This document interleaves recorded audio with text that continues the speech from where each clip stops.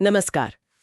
आज हम डॉक्टर विकास दिव्यकीर्ति के साथ हुई एक काफी लंबी बातचीत के कुछ मुख्य हिस्सों पर बात करेंगे। जी बिल्कुल। उस बातचीत में शिक्षा, समाज, राजनीति मतलब कई बड़े मुद्दों पर चर्चा हुई थी। हाँ, और हमारा मकसद है कि उस गहरी चर्चा से जो जरूरी बातें निकलीं, जो दिलचस्प नुक्ते सामने आए, उन्हें हम यहाँ रखें। सही बात है। तो शुरुआत शायद नीट विवाद से ही करते हैं।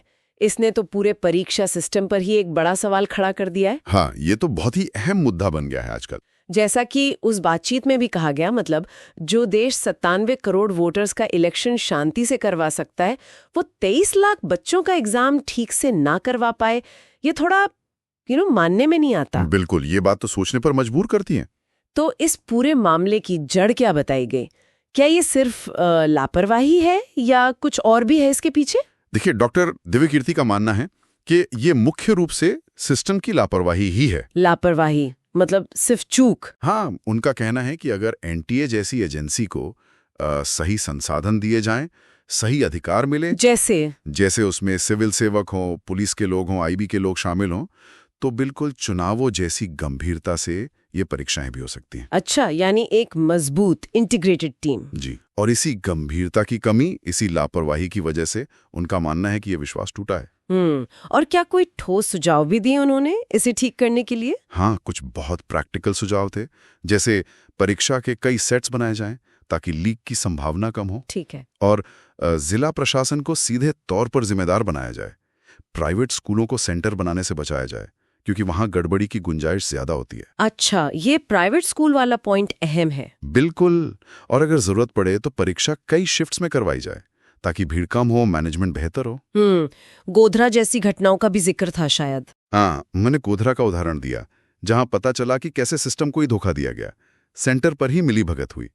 ये दिखाता है कि प्रॉब्लम कितनी गहरी है। वाकई।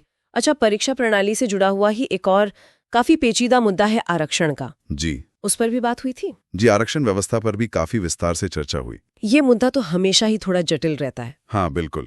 और डॉक्टर दिव्यकीर्ति ने साफ किया कि वो आरक्षण के सिद्धांत के, मतलब जो उसका मूल विचार है, उसके समर्थक हैं। ठीक है। लेकिन उनका मानना है कि इसके लागू होने के तरीके में, मतलब इम्प्लीमेंटेशन में गंभीर खामियां हैं। किस तरह की खामियां? उन्होंने खासतौर पर ओबीसी क्रीमी लेयर के नियमों के दुरुपयोग की बात की। अच्छा, जैसे कि उसमें माता पिता की आय देखी जाती है, उम्मीदवार की अपनी आय नहीं। हाँ। कृषि आय को गिना ही नहीं जाता। ओह। या फिर कोई अच्छी नौकरी वाला व्यक्ति इस्तीफा देकर क्रीमी लेयर से बाहर आ सकता है और फिर आरक्षण का लाभ ले सकता है। ये तो मतलब नियमों का फायदा उठाना हुआ। बिल्कुल। इसी तरह ईडब्ल्यूएस आरक्षण में भी उन्होंने कुछ कमियों की तरफ इशारा किया, जैसे पारिवारिक आय की परिभाषा क्या हो, या सिर्फ पिछले 1 साल की आय को आधार बनाना कितना सही है। उनका मुख्य बिंदु ये था कि इन सब खामियों के वजह से आरक्षण का जो असल मकसद है कि वो सबसे जरूरतमंद तक पहुंचे, वो पूरा नहीं हो पा रहा। यानी लाभ उन तक नहीं पहुंच रहा जो वाकई डिजर्विंग है। हाँ, उन्होंने कहा भी कि मुझे नहीं लगता कि 10-20% से ज्यादा लोग सच में ऐसी स्थितियों से आ रहे हैं जो बहुत डिजर्विंग हैं। ये तो काफी बड़ी बात है। जी, और इसीलिए उन्होंने SC/ST समुदाय के अंदर भी सब क्लासिफिकेशन यानी उप वर्गीकरण की जरूरत पर जोर दिया, ताकि जो उन समुदायों में भी ज्यादा पिछड़े हैं उन तक लाभ पहुंचे। बिल्कुल सही। ये व्यवस्था की खामियों की बात सिर्फ परीक्षा या आरक्षण तक ही नहीं रुकी। बातचीत में राजनीति और लोकतंत्र पर भी कुछ दिलचस्प टिप्पणियां थीं। हाँ, वो भी थी। एक बात जो उन्होंने कही वो मुझे काफी सोचने वाली लगी। क्या? कि हमारा सिस्टम तो कहने को लोकतंत्र है, डेमोक्रेसी है, लेकिन हमारी सोच, हमारा थॉट प्रोसेस मोनार्की वाला है, मतलब राजशाही वाली मानसिकता अभी भी है। अच्छा, ये तो गहरी बात है। मतलब हम नागरिक कम, प्रजा ज्यादा महसूस करते हैं कभी कभी। शायद यही मतलब रहा हो उनका। और मीडिया की भूमिका पर भी उन्होंने बात की। मीडिया पर क्या कहा? कि मीडिया को ना तो पूरी तरह सरकार के साथ होना चाहिए, ना ही हमेशा विपक्ष में, बल्कि एक पेरेंट की तरह होना चाहिए। पेरेंट की तरह मतलब जहां सरकार अच्छा काम करे तो शाबाशी दे, और जहां गलत करे तो टोके, सवाल पूछे। एक निष्पक्ष भूमिका। एक आदर्श स्थिति। और भविष्य की राजनीति को लेकर भी कुछ कहा? हाँ, उन्होंने अगले 10-15 साल के परिदृश्य को देखते हुए कहा कि राहुल गांधी और योगी आदित्यनाथ ये 2 चेहरे प्रमुख बनकर उभर सकते हैं। अच्छा, दिलचस्प आकलन है। जी। और इन सब बातों के बीच एक और चौंकाने वाली बात सामने आई, वो थी यूपीएससी में भाषा को लेकर भेदभाव की खासकर जो आंकड़े दिए गए। हाँ, वो आंकड़े तो वाकई चौंकाने वाले थे। उन्होंने बताया कि यूपीएससी इंटरव्यू में 200 से ज्यादा नंबर लाने वाले 112 उम्मीदवारों में से हिंदी माध्यम का सिर्फ एक था। सिर्फ एक, 112 में से? जी, सिर्फ एक।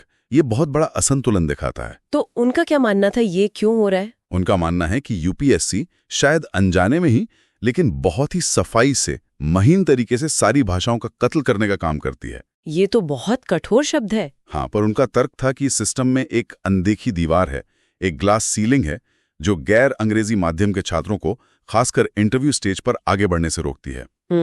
मतलब एक सिस्टमिक बायस, भले ही वो जानबूझकर ना हो। बिल्कुल। तो इस पूरी बातचीत को अगर समेटे तो मुख्य बातें क्या निकल कर आती है?